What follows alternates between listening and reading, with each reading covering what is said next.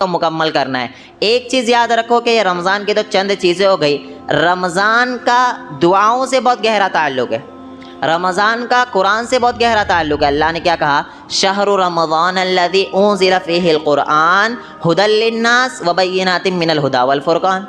अल्लाह ने रमज़ान ये वो महीना है जिसमें अल्लाह ने कुरान को नाजिल किया। ताल्लुक़ गहरा हो गया।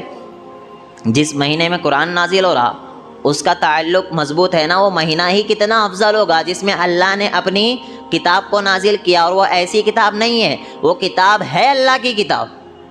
कलाम किसका है? अल्लाह का कलाम। और हक व बातिल में फ़र्क करने वाला कलाम है। तो इसका और कुरान का और रमज़ान का बहुत गहरा ताल्लुक़ है। रसूलुल्लाह सल्लल्लाहु अलैहि वसल्लम के बारे में आता है कि अल्लाह के रसूल सल्लल्लाहु अलैहि वसल्लम रमज़ान में, खुसूसी तौर पर रमज़ान में जितना भी कुरान आ चुका है उसका दौर किया करते थे। एक मरतबा ख़त्म किया करते, जिब्राइल को सुनाया करते थे, जिब्राइल से सीख कर जिब्राइल को वो कुरान सुनाया करते थे जितना कुरान आ चुका है। उसके बाद आखिरी वक्त में रसूलुल्लाह सल्लल्लाहु अलैहि वसल्लम ने 2 मरतबा कुरान का दौरा किया है, कुरान को ख़त्म किया है। तो कुरान ख़त्म करना तो सुन्नत है, कोई इशू नहीं है। इशू यहाँ पर है कि हम सिर्फ़ और सिर्फ इस को विज़न बना ले कि हमें कुरान कितने ख़त्म करना है, इस रेसिंग में लगना है। मैंने 10 कुरान ख़त्म किया, मैंने 5 कुरान ख़त्म किया, मैंने 6 कुरान ख़त्म किया, क्या समझा भाई? अरब जो था यानी रसूलुल्लाह सल्लल्लाहु अलैहि वसल्लम, अरबी लोग जो है सहाबा कराम रिदवानुल्लाहि अलैहिम अजमाइन, वो कुरान पढ़ते तो उन्हें समझता था क्या पढ़ रहा, उन्हें समझता था क्या पढ़ रहा हूँ। हमें समझता क्या पढ़ रहा, कुरान पढ़ रहे तो नहीं समझता। तो पता चला आपके लिए ये नहीं है कि कुरान कितने ख़त्म कर रहा गिनते चलो, ना ना ना। हर नमाज में बेवकूफ़ पढ़ रहे इय्याका नअबुदु व इय्याका नस्ताइन, फिर जाके कब्र पे झुक रहे, फिर जाके गैरुल्लाह से मांग रहे। हर नमाज में क्या पढ़ रहे, इय्याका नअबुदु व इय्याका नस्ताइन, अल्लाह हम तेरी ही इबादत करते हैं और तुझ ही से मदद तलब करते हैं। जाके कब्रों पे झुक रहे, किसकी गलती है? खुद की गलती है ना, क्योंकि हमने कुरान को तर्जुमे के साथ नहीं पढ़ा। कुरान और रमज़ान का गहरा ताल्लुक़ का ये मतलब है कि कुरान को कम से कम रमज़ान के महीने में तो समझ के पढ़ने की कोशिश कर लो। कुरान मजीद को रमज़ान के महीने में समझ कर पढ़ने की कोशिश कर लो। अल्लाह उसमें हमसे कहना क्या चाहता है? अल्लाह ने देखो गिनती की चीज़ आपको रुकन बताया, बुनियल इस्लाम अला खम्स शहादतु अन ला इलाहा इल्लल्लाह, सबसे पहले अल्लाह के अलावा कोई माबूद बरहक नहीं है, इसका इकरार करना। इकरार सिर्फ ज़ुबान से नहीं, प्रैक्टिकल भी होना चाहिए। ज़ुबान से इकरार कर रहे, जाके इधर उधर झुक रहे, ये नहीं चलेगा।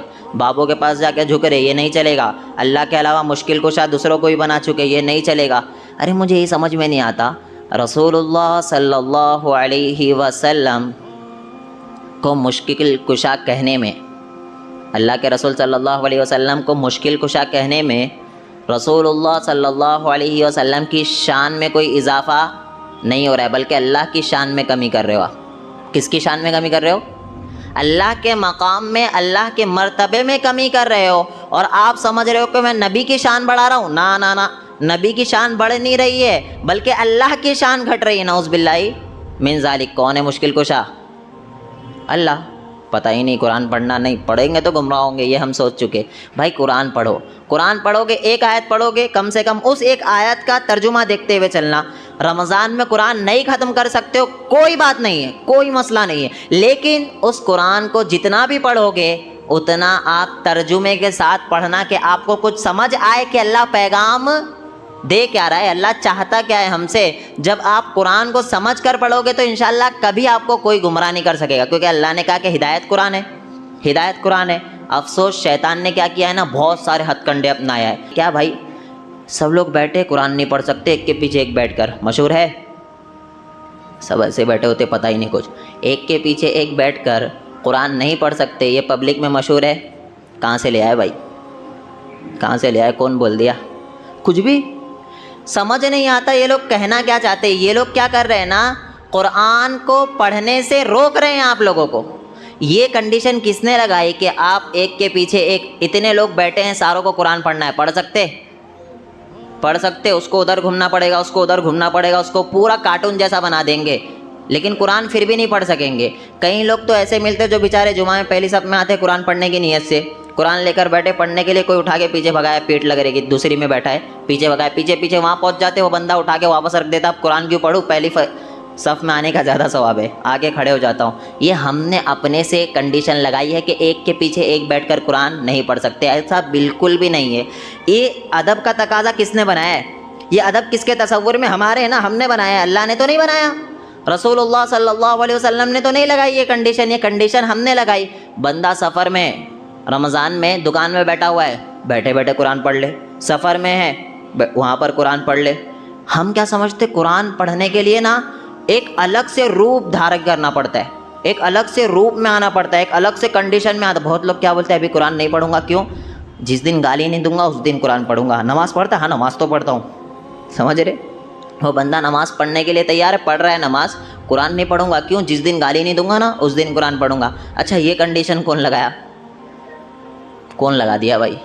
आप जो है कुरान को पूरा लिहाफ में लपेट के इतना ऊपर रख रहे हो, वो 11 महीने नहीं निकलता है। रमज़ान में क्या हो जाता है? निकल जाता है। 11 महीने जो आप लपेट कर रखे, आपको खुद को जान के ऊपर भारी पड़ेगा कि उसको निकाल के खोल के उसको पढ़ना। क्या होएगा? भारी पड़ेगा। और तर्जुमे वाला कुरान तो घर में रख ही नहीं रहे हैं, तर्जुमे वाला कुरान घर में नहीं रख रहे। तो इस कंडीशन को ख़त्म करो। ये शैतान ला के रखा है ताकि आप कुरान पढ़ ही ना सके, आप कुरान से दूर हो जाए। आप एक के पीछे एक जान के मत बैठो, जानकर मत बैठो।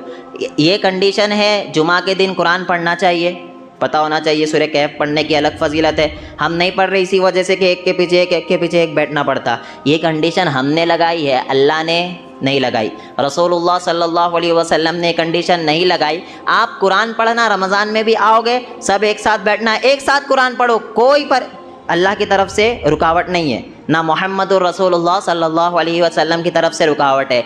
आप चल रहे हो ना रास्ते में भी कुरान पढ़ते हो, चलो, कोई रुकावट नहीं है, कोई रुकावट नहीं। लेकिन हिकमत का भी तकाज़ा है। ऐसे मोहल्ले में जा के चिल्ला के मत पढ़ो, जहाँ पर लोगों को उससे नफरत है, ऐसी जगह पर मत पढ़ो।